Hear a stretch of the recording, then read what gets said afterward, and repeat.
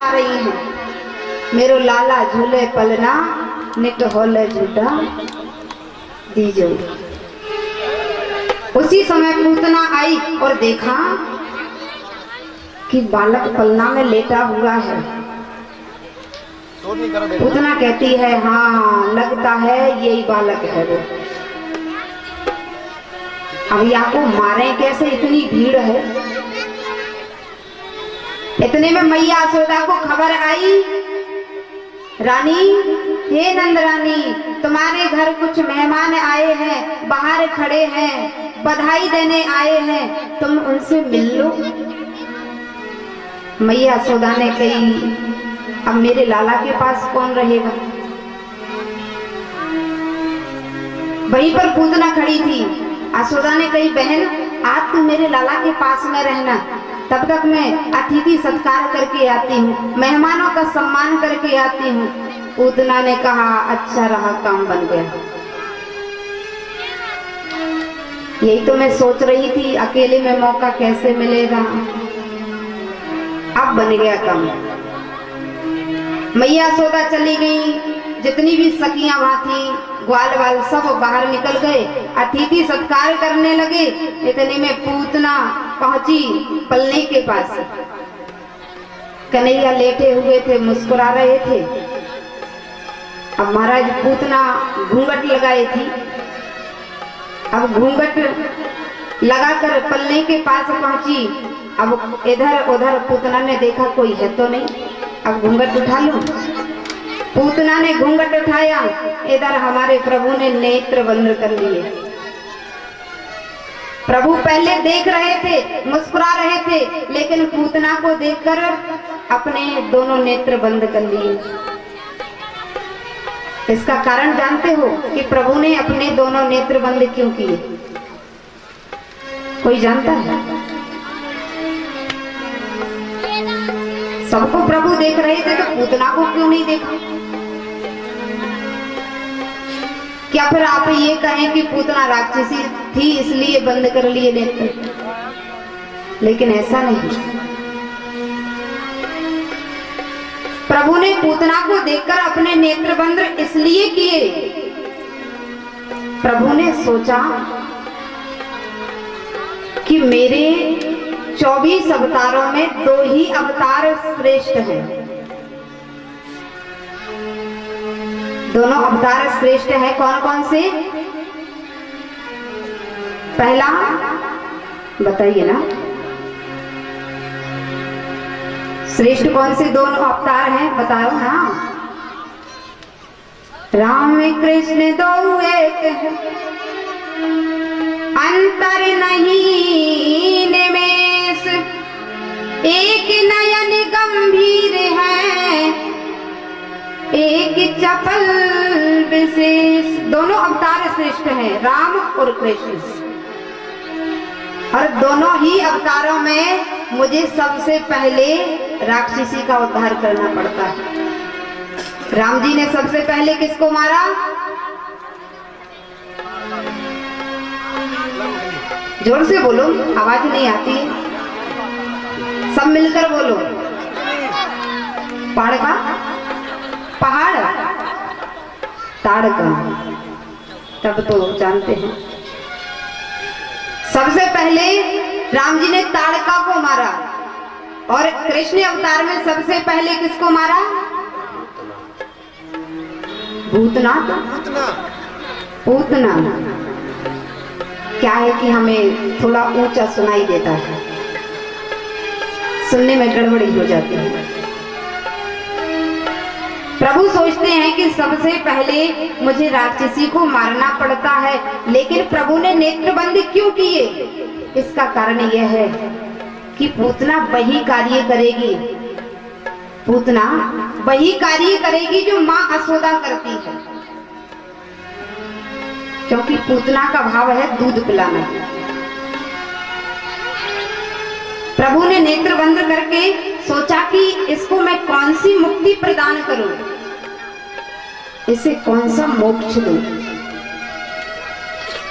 श्री सुखदेव जी कहते हैं कि प्रभु ने नेत्र बंद क्यों किए, इसके कई भाव हैं। एक नहीं कई कारण है नेत्र बंद करने के। दूसरा भाव है कि प्रभु के नेत्रों में सूर्य और चंद्रमा जी का वास है। किसका वास है? सूर्य और चंद्रमा जी का। अब इधर सूर्य और चंद्रमा जी ने पूतना को देखा तो कहा, राम राम ये कैसी राक्षसी है, राम राम ये कैसी राक्षसी है, मेरे गोविंद को, मेरे कन्हैया को तो सब लाड़ लड़ा रहे हैं, प्यार कर रहे हैं, और ये को देखो मेरे प्रभु को मारने चली आई। अरे ऐसी कुटिल राक्षसी को कौन देखना चाहता है? तो सूर्य और चंद्रमा ने यानी अपने आप को ढक लिया, ऐसा भाव है। और तीसरा भाव है कि प्रभु ने सोचा होगा कि मेरे मुख में अभी माखन मिश्री तो आया नहीं, मेरे मुख में अभी माखन मिश्री आया नहीं, और यह मौसी मोह जहर देने आ गई, या मौसी मोह को जहर देने आ गई। इसलिए प्रभु ने श्री भोलेनाथ जी का ध्यान किया होगा। हे भोलेनाथ, समुद्र मंथन हुआ था, कितना जहर निकला था, हजारों टन जहर निकला था महाराज, तो उसको कौन ने पिया था? किसने? हमने, भोलेनाथ जी ने। तो गोविंद मन ही मन ध्यान करते हैं कि हे भोलेनाथ, समुद्र में से जितना जहर निकला था आप ही ने पिया था, अब मुझे, अभी मैं 8 दिन का हूँ, मुझे जहर पीने का अभ्यास नहीं है, इसलिए हे भोलेनाथ आप मेरे हृदय में आकर बैठिए, और पूतना मौसी जब मुझे जहर पिलाए तो आप उस जहर का पान कर लीजिए दोनों हाथों से। तो प्रभु ने अपने नेत्र बंद इसलिए ही किए, लेकिन पूतना आगे बढ़कर गोविंद का स्पर्श करती है, और स्पर्श करके गोदी में उठाकर प्रभु को स्तन पान कराने लगी, यानी दूध पान कराने लगी। लेकिन इधर हमारे प्रभु बहुत नटखट हैं, इतने नटखट कि जो भी लीला करते हैं वो मनुष्य की भांति करते हैं, मनुष्य की भांति लीला करते हैं। प्रभु दूध पान करने लगे, पूतना का स्तन मुख में लेकर, और दूसरा स्तन पूतना का छोटे से हाथ से पकड़ लिया। धन्य है प्रभु, एक स्तन तो मुख में लिए हैं और दूसरा स्तन छोटे से हाथ से पकड़ लिया। जैसे कि एक माँ अपने बालक को दूध पिलाती है तो एक स्तन तो बालक अपने मुख में लेता है और दूसरा स्तन छोटे से हाथ से पकड़ लेता है। क्यों मैया, ऐसी बात है? अरे मुंडी मटका दिया करो, हमारे इधर मुंडी कहते हैं सिर से, छोटे से हाथ से पकड़ लिया। पूतना ने सोचा कि 1-2 घूंट पिएगा, जहर इसके मुख में चला जाएगा और मैं इसको पल्ले में डालकर भाग जाऊंगी, मुझे कौन पकड़ सकता है। लेकिन महाराज यहाँ 1 मिनट नहीं, 1-2 घूंट नहीं पिए। पूतना का स्तन मुख में है, 1 घूंट पिया, 2 घूंट पिए, 4 घूंट, 10 घूंट, 50 घूंट, 100 घूंट, कम से कम 500 घूंट दूध के पिए, लेकिन यहाँ कोई असर जहर का नहीं है। पूतना ने सोची, हे भगवान ये बालक कैसा है, जहर लगा स्तन इतने देर से पी रहा है और जहर या को असर ही नहीं कर रहा। पूतना ने सोची जहर थोड़ी कम प्रभाव का होगा। जहर कई प्रकार के होते हैं, कई जहर जल्दी असर कर जाते हैं और कई देर में करते हैं।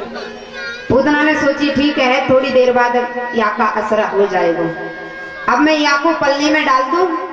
पूतना ने जैसे ही अपने स्तन को छुड़ाना चाहा, लेकिन प्रभु ने कस के पूतना का स्तन पकड़ लिया और मुख से जोर से दबा लिया। पूतना को जोर से दर्द हुआ। पूतना को जोर से दर्द हुआ, चिल्लाने लगी, अरे कन्हैया, अरे माधव, अरे मोहन, ए मुरलीधर, कन्हैया मुझे छोड़ दो, छोड़ दो। पैसन प्राण खिंचे तब तक गए शिथिल अंग सब तक। पूतना चिल्लाने लगी, अरे कन्हैया छोड़ दो, मुझे कष्ट हो रहा है। कन्हैया बोले, मौसी जी मैं ऐसे छोड़ने वाला नहीं, मैं ऐसे छोड़ने वाला नहीं हूँ। जैसे मैं पकड़ लेता हूँ शायद ही है कि वो छूट जाए।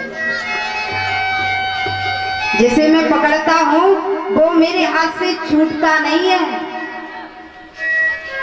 आपको भी पकड़ रखा है, आपको भी कन्हैया ने पकड़ रखा है, इसलिए तो आप आ गए कथा सुनने। हमको भी तो पकड़ रखा है, तभी तो आपके बीच खड़े हैं, आपके बीच थोड़ी बहुत कथा सुना रहे हैं।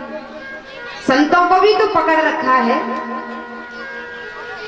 अरे मौसी तुम्हें ऐसे नहीं छोड़ेंगे, अब तो आपको ठिकाने लगा कर ये छोड़ेंगे। पूतना ने सोची, हे भगवान यह बालक कैसो है, अभी 8 दिन को है और बड़ों के जैसा बोल रहा है। अरे बोल रहा है बड़ों के जैसा, तुझे छोड़ूंगा नहीं, ठिकाने लगा कर छोड़ूंगा। अब पूतना को थोड़ा कष्ट हुआ, जोर से चलाने लगी, लेकिन इधर हमारे प्रभु ने दूध पान करते करते, स्तन पान करते करते उसके प्राण वायु को खींच लिया। बोलिए बांके बिहारी लाल की, कृष्ण कन्हैया लाल की। लेकिन कहते हैं कि पूतना जब मरी तो उसने विकराल रूप धारण कर लिया। विकराल कैसा विकराल कि पूतना जब मरते समय गिरी, पूतना जब जमीन पर गिरी तो 21 किलोमीटर की गिर्द में जाकर गिरी। कितनी? 21 किलोमीटर यानी 7 कोस की गिर्द में जाकर गिरी। इतना लंबा शरीर है उसको। अब पूतना गिरी तो जोर की आवाज हुई। अब इतनी भारी चीज गिरेगी तो आवाज तो होगी। अब पूतना के शरीर के नीचे कई गांव, कई मकान, कई वृक्ष चकनाचूर हो गए। आवाज जोर की हुई, मैया यशोदा ने सुनी, अरे ये क्या भयो। दौड़ी दौड़ी आई और देखा कि आंगन में विशाल पूतना पड़ी है और उनके बक्से स्थल पर कन्हैया विराजमान है, मुख में स्तन है और मुस्कुरा रहे हैं। मैया यशोदा घबरा गई, रोती हुई बोली, अरे लाला, अरे कन्हैया, तू या राक्षसी की स्तन क्यों पी रहा है। दौड़े दौड़े नंद बाबा गोकुलवासी आए और नसैनी लगाकर, नसैनी जानते हो, नसैनी लगाकर पूतना के शरीर से टिकाकर कन्हैया को उतारा। अभी 21 किलोमीटर की है तो पहाड़ जैसा तो उसका पेट होगा, पहाड़ जैसा होगा तो नसैनी तो लगानी पड़ेगी। नसैनी लगाकर कन्हैया को उतारा। मैया यशोदा ने अपने अंग से लगा लिया, रोने लगी, अरे लाला तो कछु खो तो ना है, या राक्षसी की गोदी में मैंने या लाला को क्यों दे दियो। अरे मेरी बुद्धि खराब रह गई थी। मैया अपने नेत्रों से आंसू बहाती है। क्यों? क्योंकि मैया यशोदा के केवल एक ही लाला है, वो भी बहुत दिनों बाद मिला है।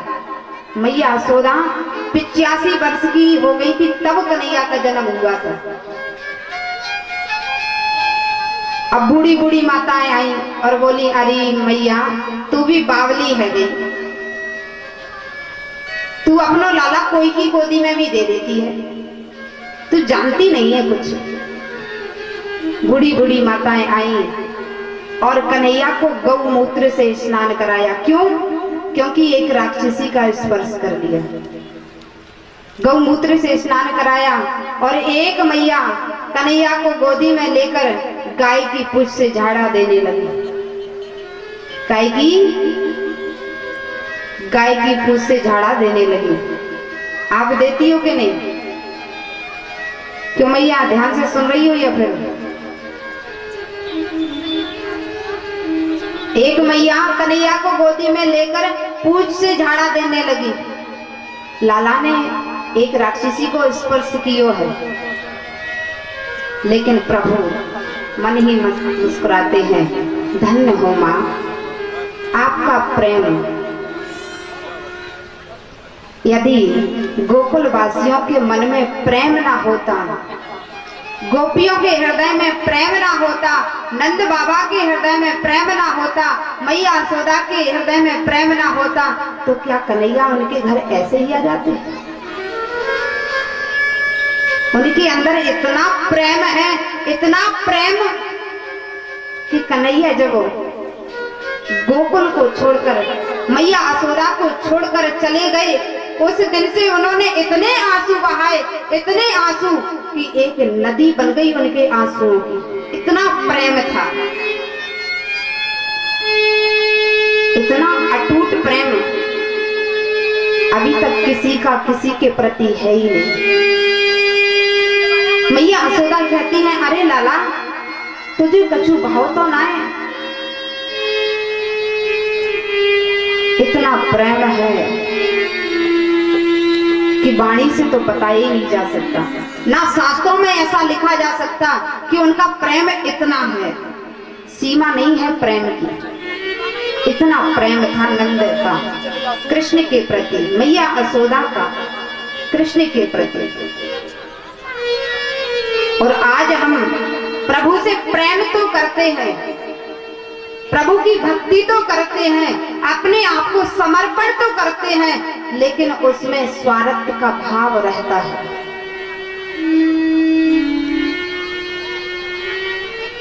आप कथा में आए हो, लेकिन प्रभु से प्रार्थना जरूर कर रहे होंगे कि मेरे घर में सुख समृद्धि हो, कोई ना कोई कामना होगी जरूर। ऐसा प्रेम नहीं, मैया यशोदा के पास तो सच्चा प्रेम था, प्रभु से कोई कामना नहीं। मैया यशोदा कन्हैया को भगवान नहीं मानती थी, जबकि मैया यशोदा को पता था कि मेरा जो बालक है वो भगवान है, लेकिन उन्हें भगवान नहीं मानती, अपना बालक मानती। दूध पिलाती, माखन खिलाती, लाड़ लड़ाती, उनके साथ उंगली पकड़कर कन्हैया को नचाती, कभी मैया यशोदा ओखल से भी बांध देती। एक बार मैया यशोदा ने कन्हैया को ओखल से बांध दिया। ये प्रेम है, पुत्र का भाव है। इधर सुखदेव जी कहते हैं कि पूतना जब मरी तो महाराज इतनी बड़ी चिता तो बनाई नहीं जा सकती। पूतना कितनी लंबी थी याद है कि नहीं? जोर से बोलो भैया, किसी ने गला पकड़ लिया है क्या?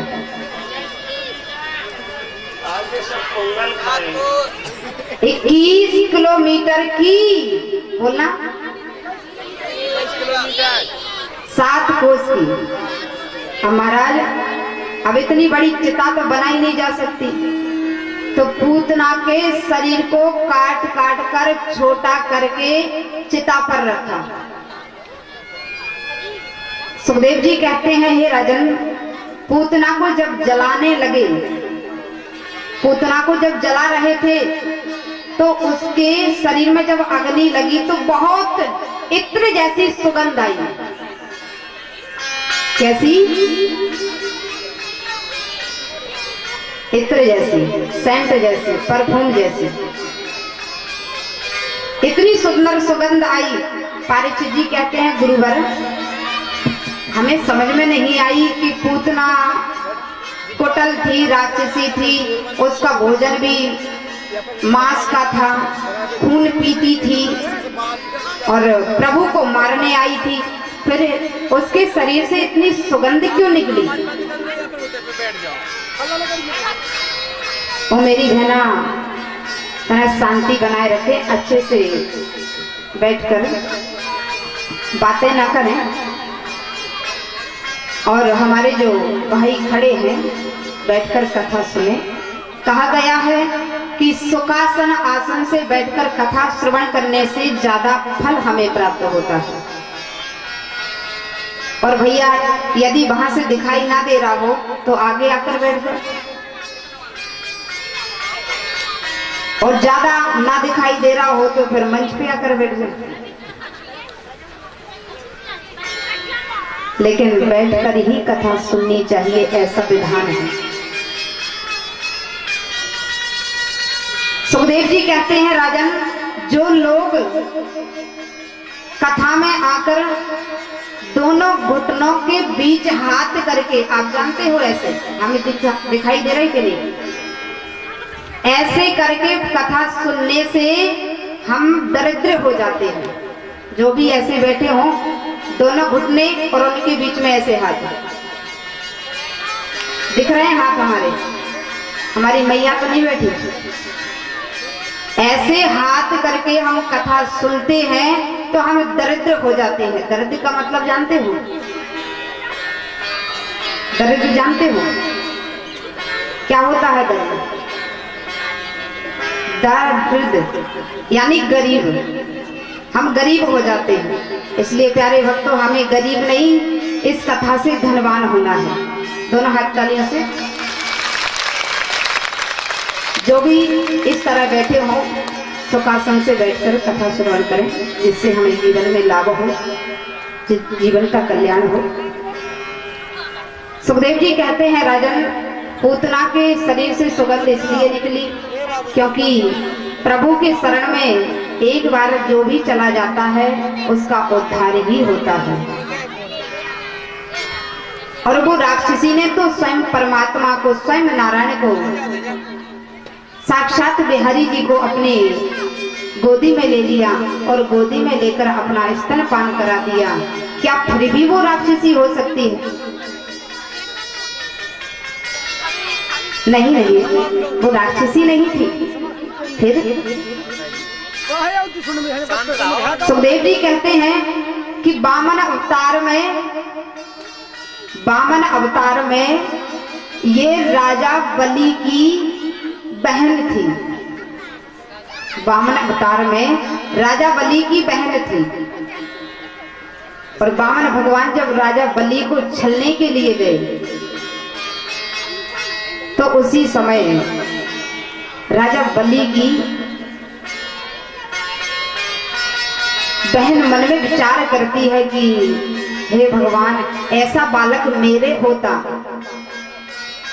ऐसे बालक मेरे होता तो मैं इसे गोदी में लेकर अपना स्तन पिलाती।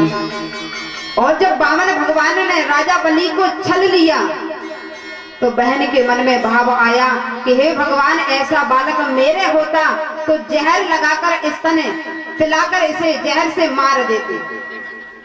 भगवान ने कहा, ये दोनों इच्छाएं तेरी पूरी होंगी।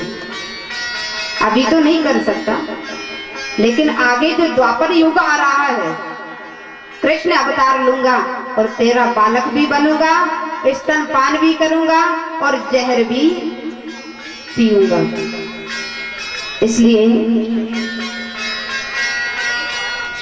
पूतना का उद्धार प्रभु ने किया।